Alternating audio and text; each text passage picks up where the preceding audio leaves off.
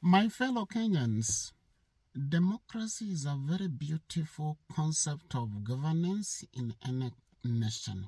That's the reason why majority of the world has actually pursued democracy as the best form of government. However, there are so many problems that comes with embracing a democracy. For instance, in our country, Kenya, especially now, we are focusing our debate much on who is likely to be the next president of Kenya come 2027. We have forgotten that the president is just only one individual with one deputy. We have three arms of government. We have the judiciary, we have the executive, and we have the legislature, which comprises parliament and the senate. When we look at the representation or legislation, Constitution 2010 introduced members of the county assemblies. Then from there, we have members of parliament, we have the women rep, we have the senators, we have the governor, all the way up. So when we put so much emphasis or rather focus on who is likely to be the president, we have forgotten that even the local member of the county assembly plays a very pivotal role for the success of our rural areas wherever it happen, because we have MCAs controlling who represent people living in the urban settings in the country. So let us also build an argument centered on the fact that the president may be a very good person.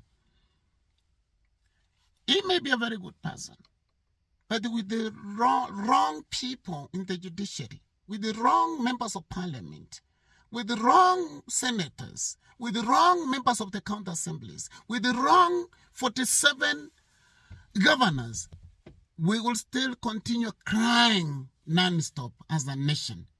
Let us, even as we build the argument, okay, Ruto must go. Ruto has completely damaged our country, socially, politically, in every aspect. And we want him to go. And I don't see him winning in 2027. But, our debate, our argument should also encompass the fact that, where you come from, your local, county assemblyman or assemblywoman, have they done well? Do they need a replacement? Do they need to be replaced in the democratic process? These are some of the factors we need to consider. As your senator played better oversight roles, as your members of parliament utilized the CDF, legislated in parliament openly, based on the laid rules that the country follows, or rather, respects. These are some of the critical things. Let us not focus so much on the tree trunk. The tree trunk is very key. It makes the tree stand. But let us also think on the roots, the branches, the leaves, because all these contribute to the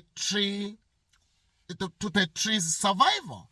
Meaning, any leadership in the country, of course, we want a very good president, and we are likely to get a better person come 2027. But we should also put into consideration who is going to represent you as a member of county assembly, MCA, a member of parliament, women rep, senator, governor, all the way up.